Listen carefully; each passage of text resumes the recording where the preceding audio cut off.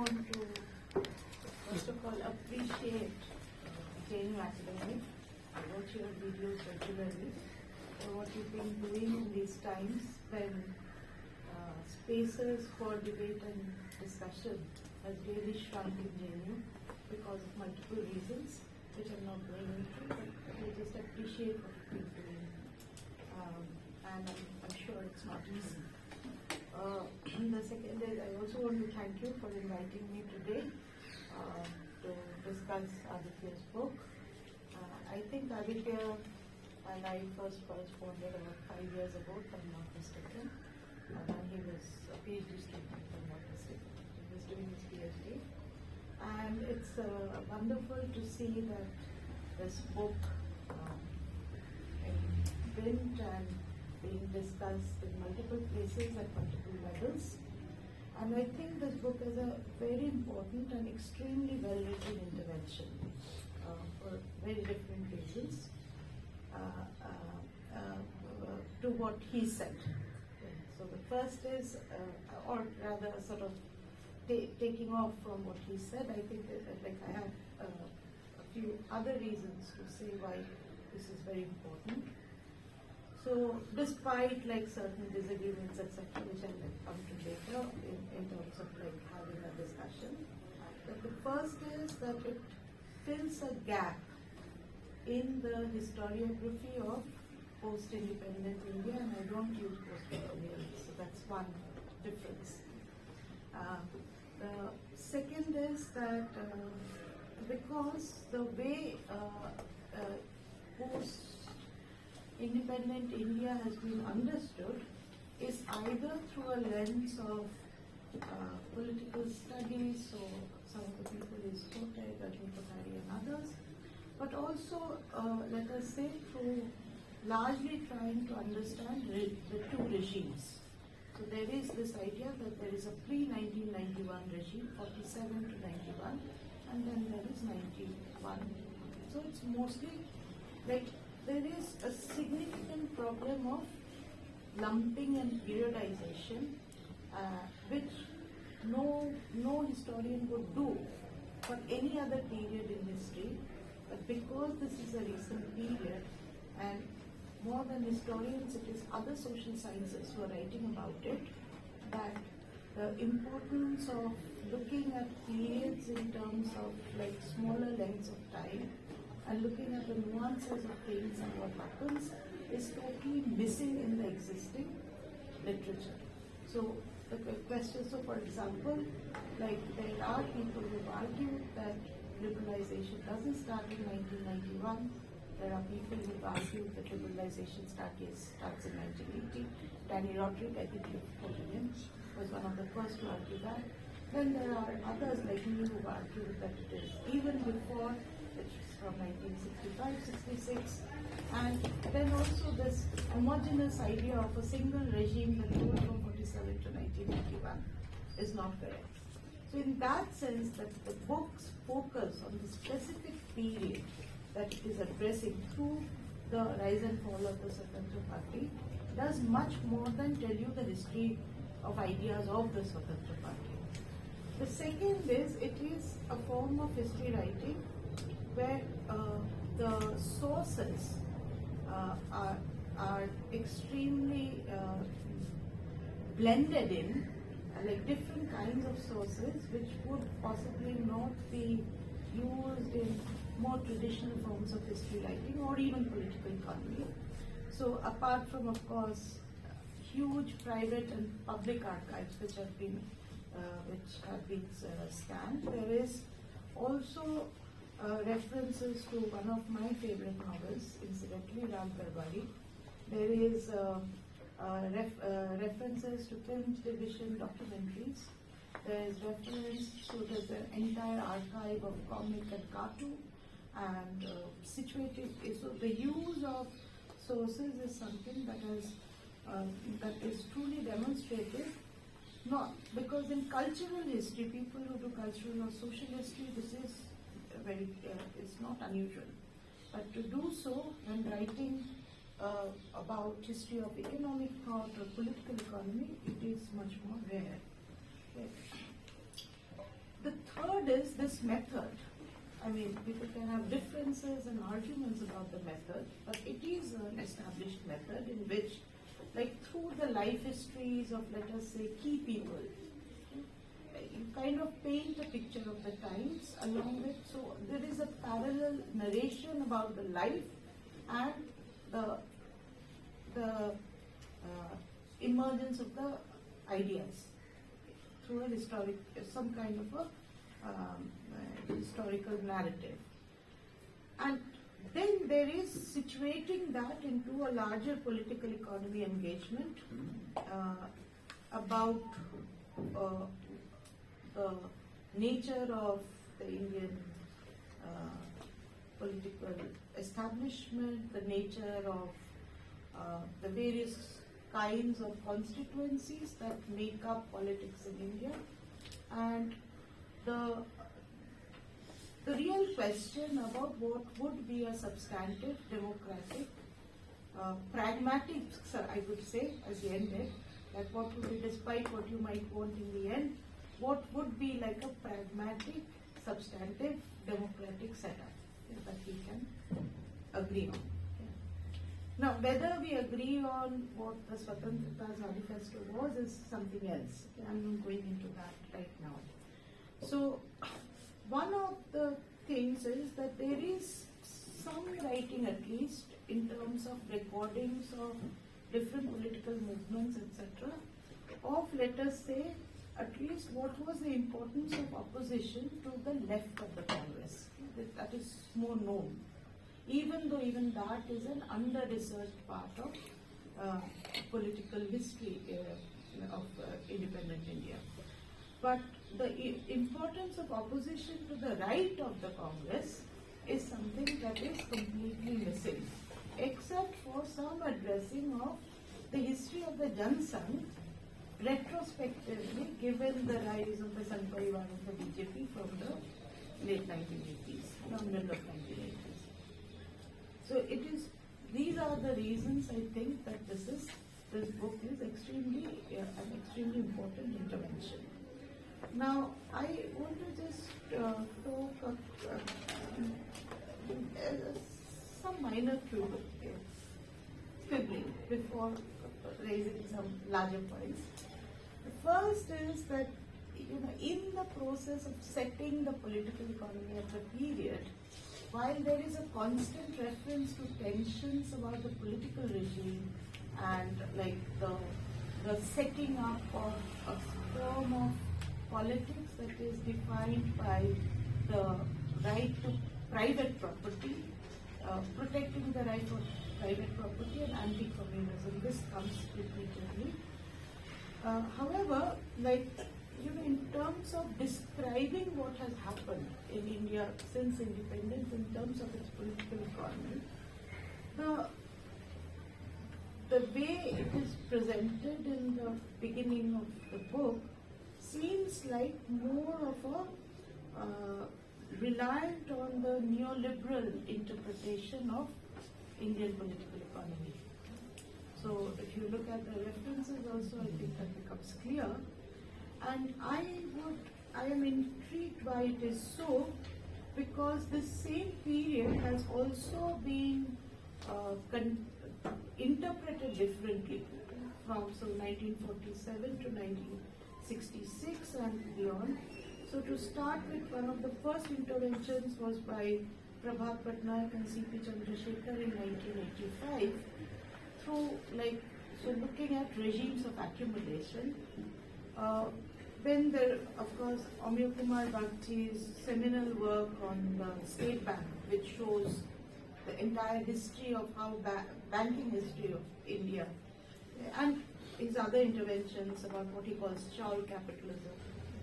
Sukhamay Chakravarti was another person who wrote in the 1960s itself about it. And most importantly, Utsa Patnaik's characterization of the first 10 years, 1947 to 1955, 8 years roughly, as being a period of totally free market economics in India. Which means that the idea of what was planning is in India. That everyone says there was planning. But was it the same planning as what the Soviet Union had, or China had, or Cuba had? Even West Germany, which Swatantra uses as a contrast to East Germany, had planning. So there is an extensive literature with planning, and one of the arguments, for example, has been that India only had indicative planning, which was to incentivize certain sectors and not others. Now, so for example, Terry Byers'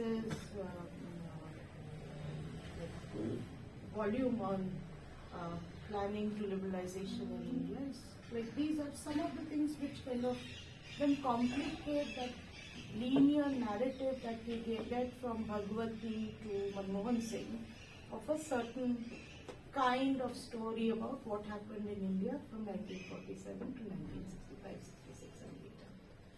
That's the first. The second, of course, I would like to know that Akshay Mukul is your friend, but you know, the same thing happens with the narration about the Hindu code bill debate in some ways, which is that and this also is a problem of location. There's a larger problem of location in terms of what is cited and not cited. But for example, Ritu Birla and Eleanor Newbegin, who are considered to be the first people who looked at this in a certain way, are not the first people to look at it. Okay. There is even an article, and even I am not the first person to talk about the HUF. Okay. There are articles in the 1960s in the EPW, which I have referred to, which talk about the HUF and actually try to explain what this is all about. So this thing, what I'm trying to say is that there is a certain problem in the larger social sciences, I think, in terms of how we build up our stories and what sources we access or don't access, secondary sources, I think needs some kind of rethink. Now let's come to the substantive things. So, and I have something to say about Ali Raza's book, which I'll tell you privately, not publicly. Now, bank nationalization. So, for example, why I'm saying this is, if you look at three things. First is socialistic pattern of society to saying that India is a socialist state. So what was happening during the Nehruvian period was socialism. He doesn't agree with that. He says very clearly state-led capitalism. But at the same time, the pitch of the Swatantra Party is precisely to say that they're moving towards socialism, and this is exactly the same kind of thing that you also find in the current neoliberal literature that looks at that period, characterizing the Nehruvian regime as socialist. Now, Nehru, so that's the first. The second is bank nationalization as encroachment of the state over private banking. This is the way it is usually presented. But if you look at the history of bank nationalization, and this is something that's part of my book, and I've also worked further on it, that the reason banks were nationalized at that time is because there is a history of bank failures. Private banks failing. And that is the time at which sections of big capital want the state to intervene and take over because they want stability and not this kind of ups and downs. So the kind of stability that is being asked for by these people who are aspiring to become big but are not big enough are the support banks of the, or even the kind of the core of the ideologues of the Swatantra. But the people who are really big, okay, have a problem. Okay, what they refer to as the who are the beneficiaries of the so-called license control Raj. Now, the third thing, which kind of, so that would mean that bank nationalization had nothing to do with development or priority sector lending, which comes later, but the impetus for bank nationalization was not in opposition to private big capital. This is an alternate formulation, and would that change in any way the way the examples that have been used to now, I think it would fit very well, even if one were to go by this. Now, the third is that while the Federation of Indian Chamber of Commerce and Industry, I am sure you couldn't access their sources because FICCI library burned down there was some arson, it's believed. It was on Tansen Road, and a few years ago, the entire library was reduced to ashes. And much of my work was based on material from the FICCI library as well as the Bharat Chambers of Commerce and CII. Now, one of the things is, however, the FICCIs, if you go back to the sources in the FICCI library which are publicly available now, one of the things is that in that period what we find is that president after president of FICCI from 1948 to 1956 keeps reiterating that two things. Mixed economy is capitalism, it's not socialism. Yeah. It's not any leftist saying it. And they say that America is the best example of a mixed economy. That no capitalist economy in the modern period is a totally private economy. So is this kind of ideation that the FICCI had, which is considered to be represented in your thing by the Birlas, but there were others, right, large, and even some of the Parsi big business. So how does that sit with then, let us say, and the last substantive point is that before I come to the conclusion is that there is a difference between characterizing a particular regime, a political party, and characterizing the state, right? There is a difference in this. Now, one of the things is that the 4 points that he mentioned, and for me, 2 which are most important is private property. And I forgot to mention the other use of source, which is extremely laudable, is the way case law and legislation, histories of legislation and case law has been studied to look at this question of property.